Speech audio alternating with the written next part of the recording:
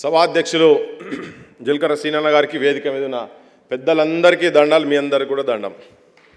జై తెలంగాణ, జై తెలంగాణ, జోహార్ గద్దరన్న, జోహార్ గద్దరన్న, జోహార్ తెలంగాణ మన వీరులకు, జోహార్ తెలంగాణ మన వీరులకు,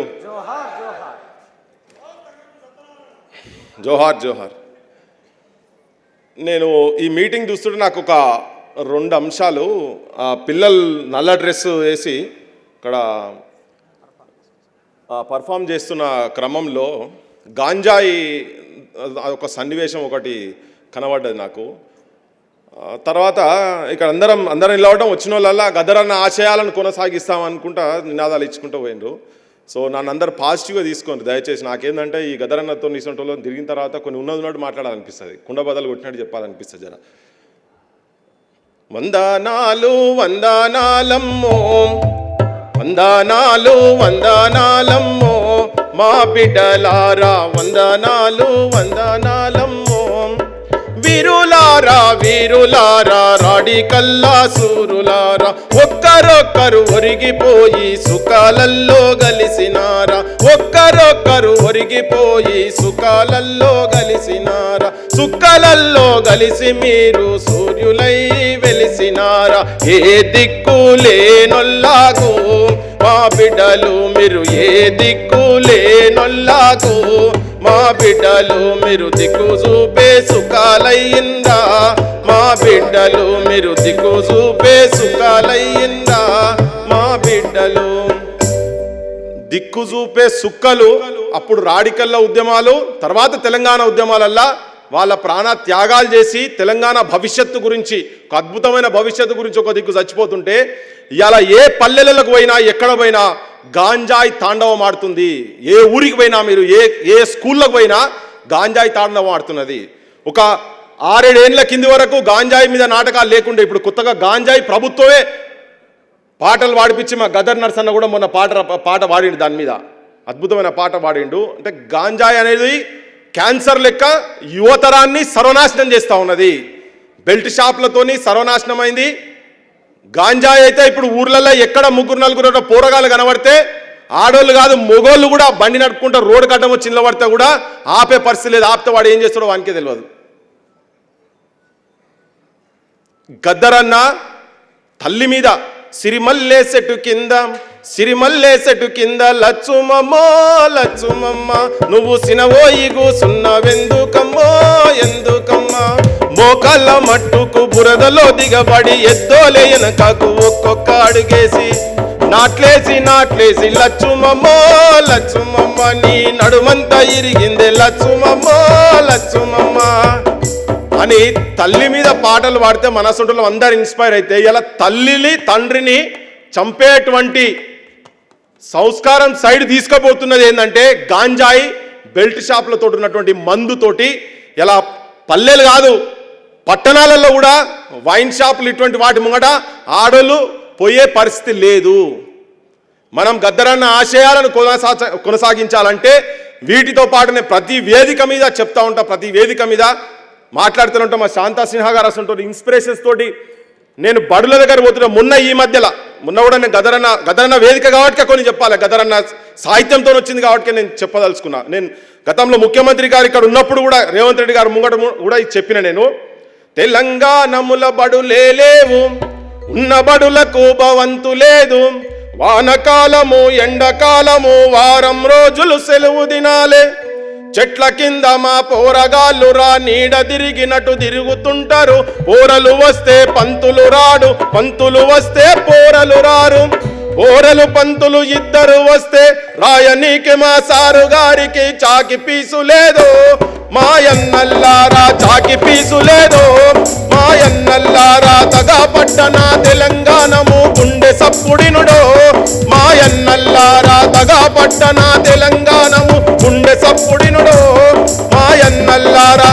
1996 గద్దరన్న ఇంట్ల తర్వాత నవరంగ్ టాకీస్ దగ్గర మొట్టమొదటి పాడిన పాట ఇయ్యాలటికి మొన్న 3-4 రోజుల కింద నేను ఆలంపూర్ పోయినా 560 మంది విద్యార్థులుంటే డార్మెటరీ అదే వాళ్ళు పండుకునేది అంతా మొత్తం అక్కడనే, క్లాస్ రూములు కూడా అక్కడనే, ఉతికే బట్టలు కూడా అక్కడనే ఆరేస్తున్నారు, బెంచీలు లేవు, చాక్ పీసులు లేవు, ఒక్కటే చిన్న అర్రలల్లా 40-45 మంది పిల్లలు అక్కడే పండుకుంటున్నారు, బాత్రూములు లేవు, దానికి మొత్తం బయటికి పోయి వస్తున్నారు.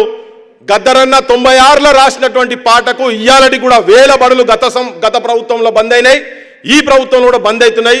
సౌకర్యాలు లేక సతమతమై తరగతి గదులలో భావి భారతదేశ నిర్మాణం జరుగుతుందని చెప్పి చెప్పుకుంటూ వచ్చినాము.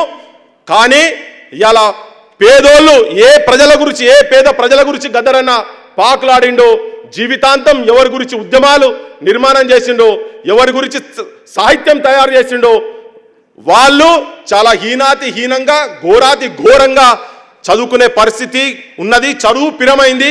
వీటికి వ్యతిరేకంగా మనం కొట్లాడాల్సిన అవసరము ఆవశ్యకత. వర్ధంతులు జయంతులు అన్నప్పుడు వాళ్ళ ఆశయాలను ఎందుకు జరుపుకుంటామంటే, వాళ్ళ ఆశయాలను మనం ఇమిడించుకొని భావి తరాలకు ఆ లైన్ చూపించే బాటలా మనం పోవాలి. కాబట్టి ఇక్కడ వేసిన వాళ్ళందరూ, పూలేసిన వాళ్ళందరూ కూడా గద్దరన్న ఆశయాలు కొనసాగిస్తామన్నప్పుడు ఇటువంటి వాటి మీద బడులే కాదు, గద్దరన్న ఉద్యోగాల గురించి కూడా చెప్పిండు.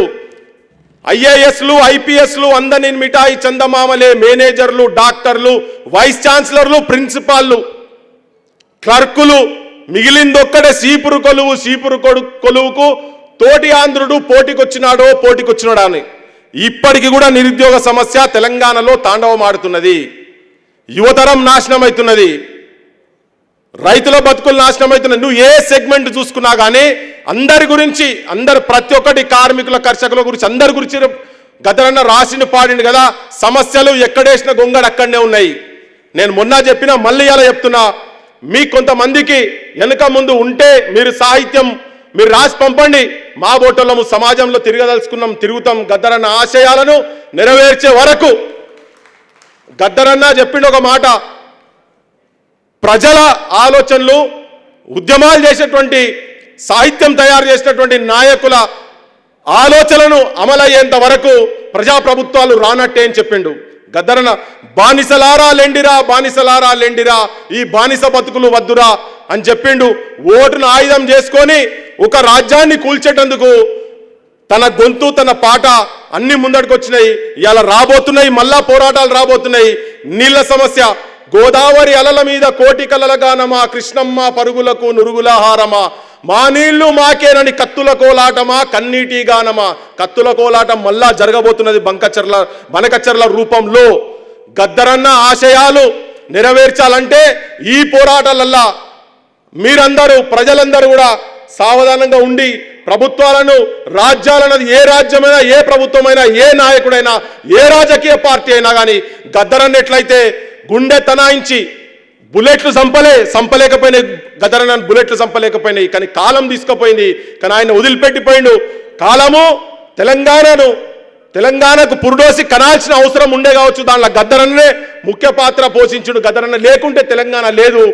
గద్దరన్న సాహిత్యాన్ని చేతిలో పట్టుకొని యువతరం మొత్తం ఈ ప్రాంత, తెలంగాణ ప్రాంత, భారతదేశ విముక్తి సైడు ఇటువంటి నాటకాలు భవిష్యత్తులో జరగకుండా ఉండేటందుకు తల్లిదండ్రులను చంపేటువంటి కుసంస్కారంలో పెరుగుతున్నటువంటి పిల్లలను గద్దరన్న ఆశయాలు, చాలా మంది వేదిక మీద ఉన్నాం, చాలా మంది ఉపన్యాసాలు ఇస్తుంటాం.